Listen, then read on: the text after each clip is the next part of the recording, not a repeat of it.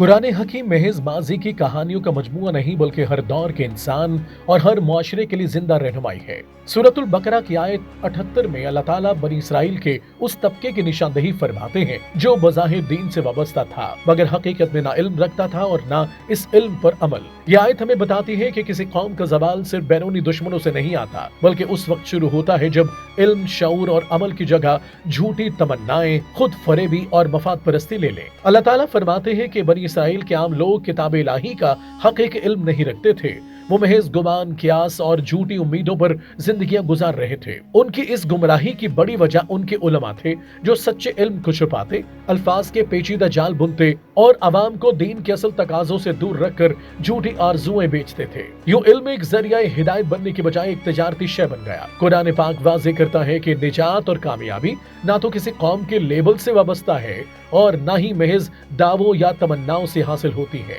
سورۃ النساء میں صاف اعلان کر دیا گیا ہے کہ نہ تمہاری امیدوں پر نجات موقوف ہے اور نہ اہل کتاب کی۔ جو برا کرے گا وہ سزا پائے گا اور جو ایمان کے ساتھ نیک عمل کرے گا وہی کامیاب ہوگا۔ یہی وہ اصول ہے جو دین حق کے نظام کی بنیاد ہے۔ دین حق محض عبادات یا چند مذہبی رسومات کا نام نہیں بلکہ ایک مکمل فکری، اخلاقی اور اجتماعی نظام ہے جو علم، عدل اور عمل پر قائم ہوتا ہے۔ جب کسی معاشرے سے یہ تینوں عناصر ختم ہو جائیں اور ان کی جگہ تہمات، افواہیں اور خود ساختہ بیانیے، جذباتی نعرے لے لیں تو وہ معاشرہ لازماً زوال کی طرف بڑھتا ہے۔ آج یہی تصویر ہمیں امت مسلمہ کے حال میں نظر آتی ہے۔ فرقہ واریت، گروہی تعصب اور سیاسی مفادات نے دین کو تقسیم کر دیا ہے۔ علم قرآن کے بجائے سوشل میڈیا کے بیانیے، خواہشات پر مبنی نظریات اور شخصیت پرستی نے جگہ لے لی ہے۔ عوام سچائی کی محنت طلب راہ چھوڑ کر آسان فتووں اور جھوٹی تسلیوں کے پیچھے چل پڑی ہے۔ قرآن پاک خبردار کرتا ہے کہ محض گمان اور وہم حق کی جگہ نہیں لے سکتے۔